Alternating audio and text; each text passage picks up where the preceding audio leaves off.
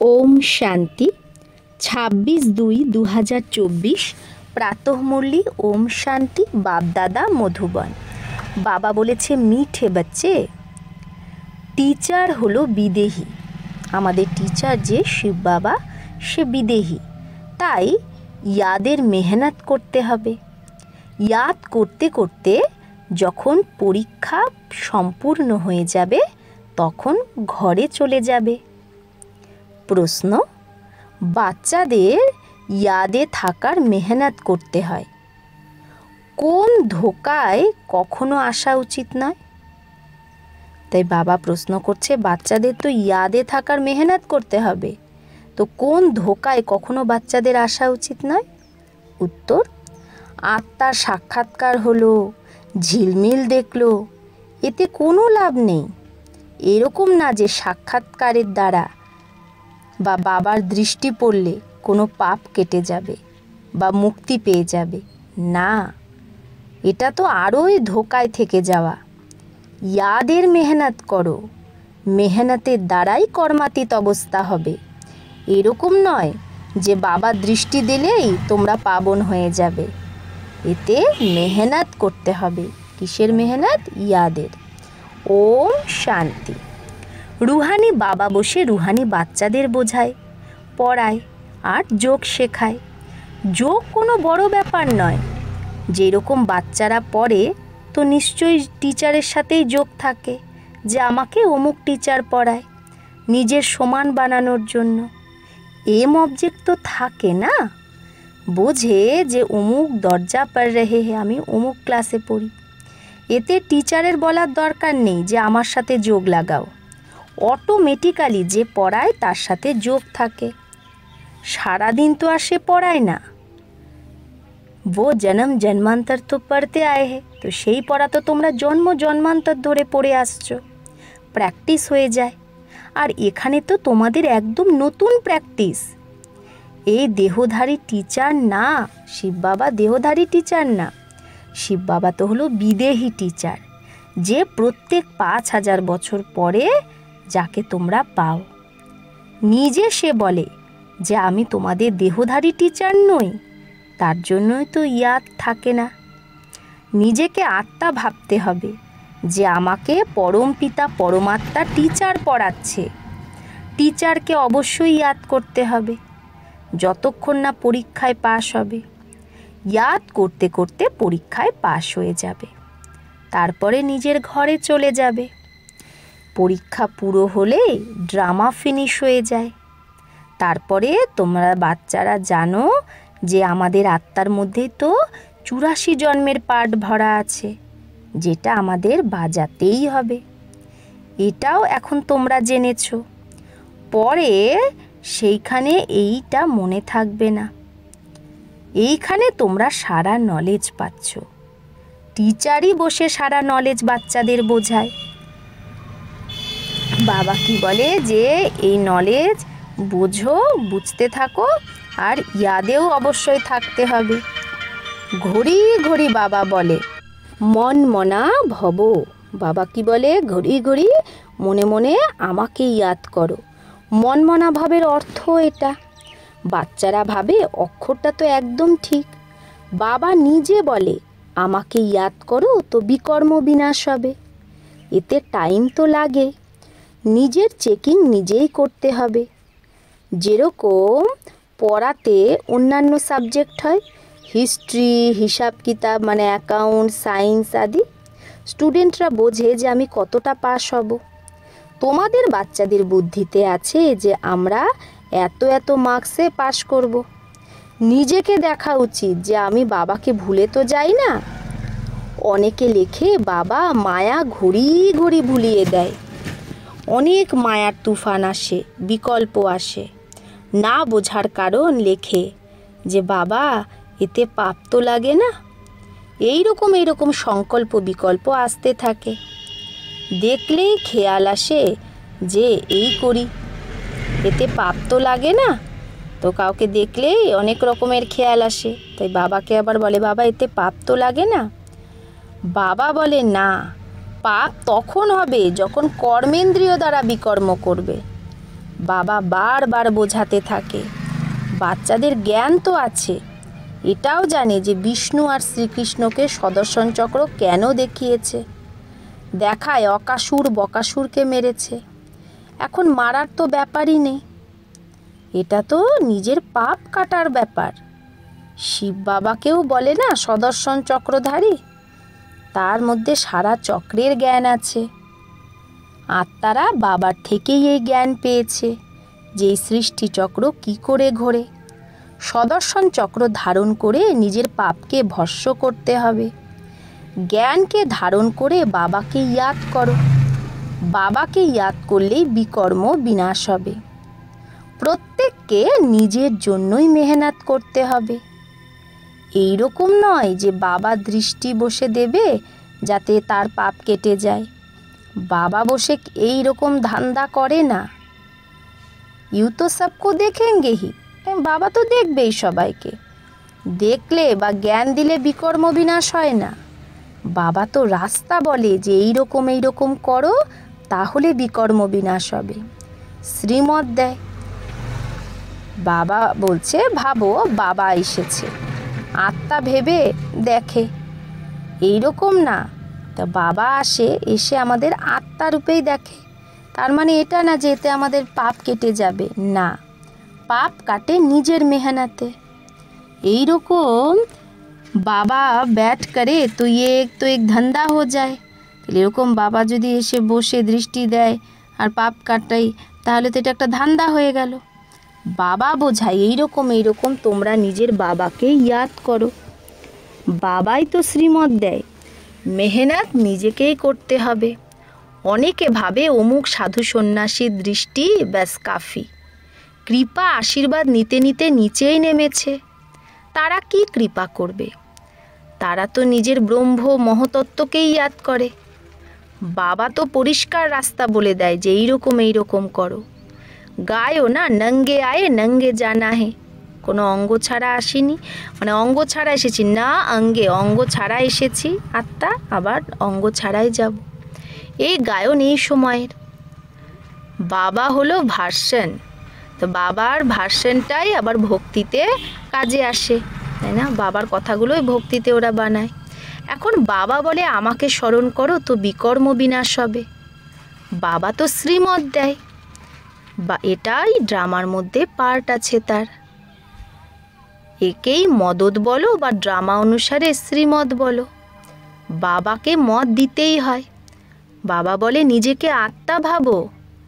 এই রকম না যে বাবা আমাদের মদত করে কর্মাতীত অবস্থায় নিয়ে যাবে, না, টাইম লাগে, অনেক মেহনত করতে হয়, নিজেকে আত্মা ভাবার অনেক ভালো অভ্যাস করতে হবে। বাস্তবে মাতারা টাইম অনেক পায়, তো বাস্তবে মাতাদের তো অনেক টাইম থাকে, পুরুষদের তো ধান্দারি নেশা থাকে। তোমাদের বাচ্চাদের বাবাকে ইয়াদ করতে করতে লটারি নিতে হবে, যাতে সারা জং বের হয়ে যায়। ফিল হয় যে অমুকে খুব ভালো পুরুষার্থী, চার্ট রাখে, যেই রকম ভক্তিতে 2-3 ঘন্টাও বসে যায়। বানপ্রস্থি গুরু আদি অনেক করে, বানপ্রস্থিরা গুরু আদি অনেক করে আর তার ইয়াদে বসে যায়, কিন্তু উनको भी इतना याद नहीं करते, কিন্তু সে গুরুকেও এত ইয়াদ করে না যতটা দেবতাদের করে। বাস্তবে দেবতাদের ইয়াদ করার দরকার নেই, আর দেবতারা কখনো কিছু শেখায়ও না। তোমাদের বাচ্চাদের জন্য এটা কোনো নতুন কথা না এগুলো,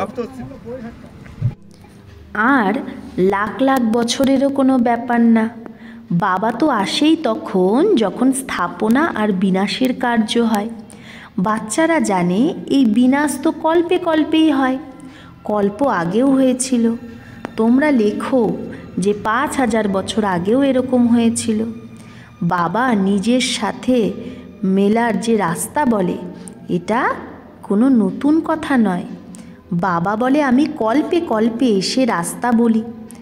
তোমরা বাচ্চারা এটা জানো যে আমাদের রাজ্যে স্থাপনা হচ্ছে, যে দেবতাদের পূজা করা হয় তাদের রাজ্য আবার স্থাপন হচ্ছে।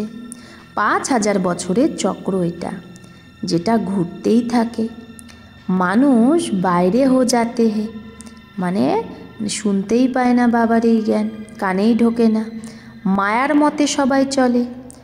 রাবণকে কেন জ্বালায় তার অর্থ কিছুই জানে না। তোমাদের নামই হলো সদর্শন চক্রধারী। এম অবজেক্ট সামনে আছে, যে বাবার মধ্যে যে জ্ঞানটা আছে সেই আত্মাদের সেই জ্ঞানটাই বাবা দেয়। তো বাবার মধ্যে যে জ্ঞান আছে বাবা সেই জ্ঞানটাই আমাদের আত্মাদের দিচ্ছে। যখন ড্রামার চক্র পুরো হয় তখনই বাবা এসে নলেজ দেয়, বাবাই এসে এই কর্ম শেখায়। আবার বাম মার্গে গেলেই রাত শুরু হয়ে যায়। যেই আমরা সত্য ত্রেতার পর দাপর যুগে প্রবেশ করি তো আমাদের রাত শুরু হয়ে যায়, মানে অজ্ঞান অন্ধকার। তারপরে আমরা নিচেই নামতে থাকি, সুখ কম হয়ে যায়। তোমাদের বুদ্ধিতে যেও কা তেও সারা চক্র হে জৈসে বাপ কি বুদ্ধি মে হে। বাবার বুদ্ধিতে যে নলেজ আছে, সারা চক্রের জ্ঞান আছে, তো আমাদেরও ঠিক সেই জ্ঞানটাই আছে। বাবা আমাদের ঠিক সেই জ্ঞানই দিয়ে দিচ্ছে, চক্রের জ্ঞান। বাকি তোমাদের পাবন হওয়ার জন্য মেহনত করতে হবে। ডাকেও তার জন্যই যে বাবা এসে পতিতকে পাবন বানাও। তাহলে নলেজও চাই, মানুষ থেকে দেবতা হতে হবে। বাবা আসেই বাচ্চাদের রাজযোগ শেখাতে, অন্য কাউকে শেখাতে আসবেও না। বাবা বাচ্চাদের কাছেই আসে। পতিত পাবন বাবাকে ডাকে, বাবা আমাকে এসে পাবন বানাও। এখন তোমরা পুণ্য আত্মা হচ্ছ। ওয়ার্ল্ডের হিস্ট্রি জিওগ্রাফি আবার রিপিট হচ্ছে। কত গুহ্য কথা এটা। মানুষ না আত্মাকে না পরমাত্মাকে জানে। আত্মা যা যেরকম সেরকমই তার পার্ট, সেটা বাবাই বলে। ওয়ান্ডার একটাই যে ছোট আত্মার মধ্যে কি কি পার্ট ভরা আছে, শুনেই রোমাঞ্চ খাড়া হয়ে যায়। কারো কারো আবার আত্মার সাক্ষাৎকারও হয়, আত্মাদের ঝিলমিল দেখা যায়। কিন্তু তাতে লাভ কি? এখানে তো যোগ লাগাতে হবে। মানুষ ভাবে সাক্ষাৎকার হলো তার মানে সে মুক্তি পেল, পাপ ভস্য হয়ে গেল।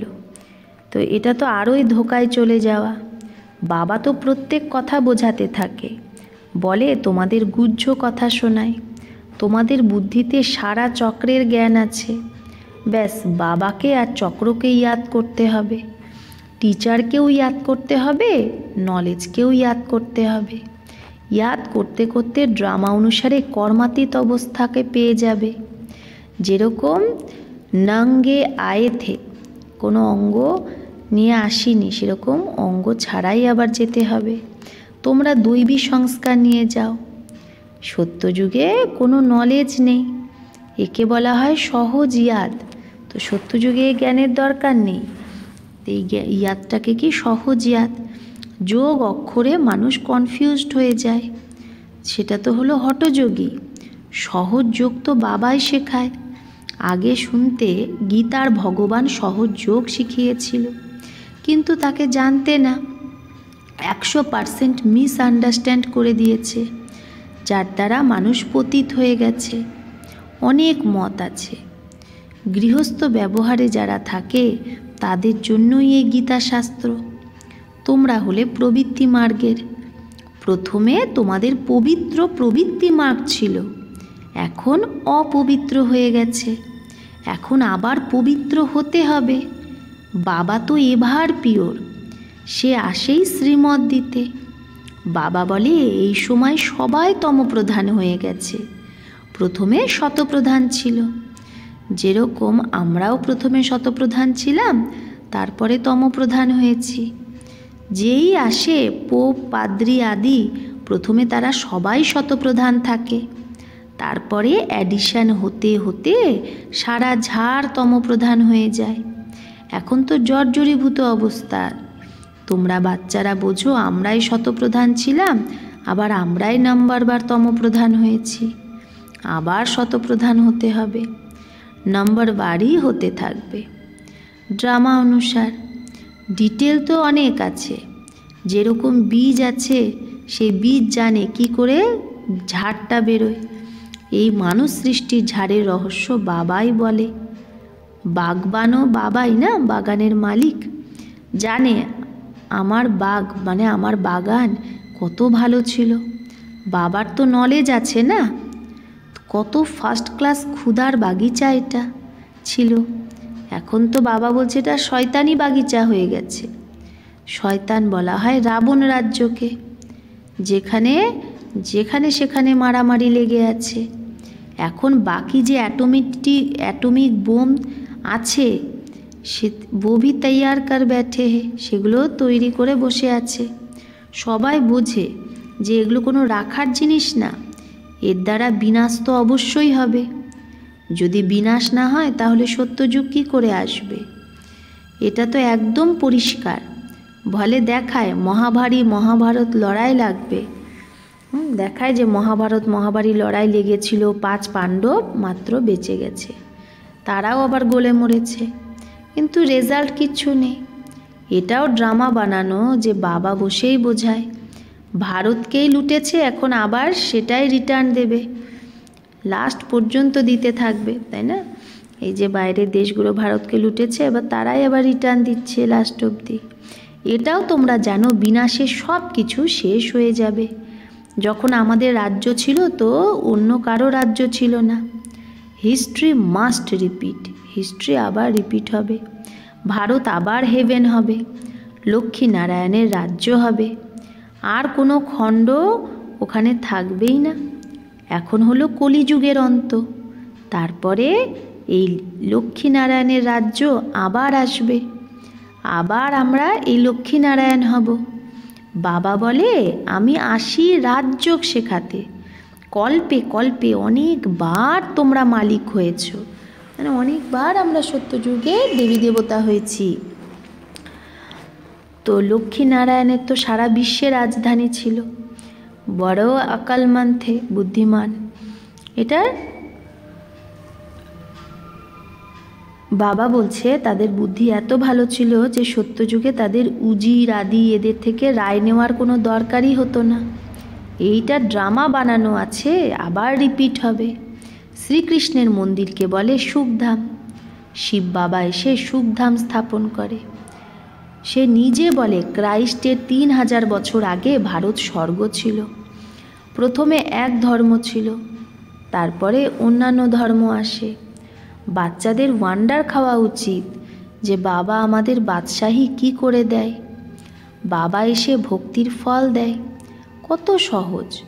কিন্তু সেই বুঝবে যে কল্প আগে বুঝেছিল, নাম্বারবার পুরুষার্থ অনুসারে। अच्छा, मीठे मीठे सिकिलधे बच्चों प्रति माता पिता बाप दादा का याद प्यार और गुड मॉर्निंग। रूहानी बाप की रूहानी बच्चों को नमस्ते।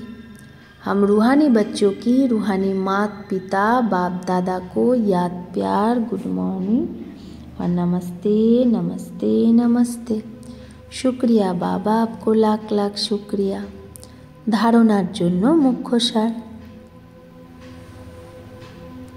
एक सदर्शन चक्रके धारण करे निजेर पापके भस्म करते हबे।